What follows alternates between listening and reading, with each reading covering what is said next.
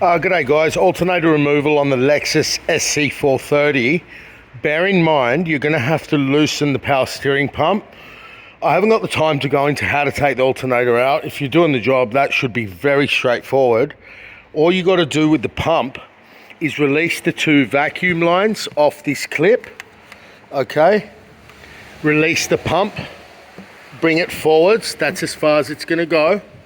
Take this snorkel out, and then on the side of the power steering pump, there's on the rear 2 bolts and at the front. So I'm going to go down here and show you now. See how I've moved the power steering pump out? It's to get the alternator off that large stud.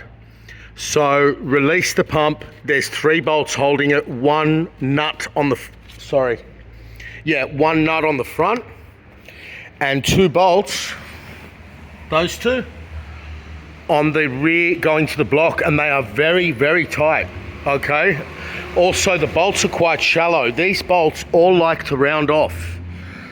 So you don't have to disconnect any high pressure lines or anything, but you might find your pump's leaking. In Australia, we have a supply shortage at the moment of these pumps, so I'm actually going to do the alternator, cover it to avoid oil going into it. There's a small oil leak developed from this pump, you can see, and bring the car back in a few weeks to do the pump. Now, that's pretty much it. The rest is straightforward. So the power steering pump has to move forward, and when you release all the bolts, the reason it doesn't move forward all the way is simply those 2 hoses and this clip here.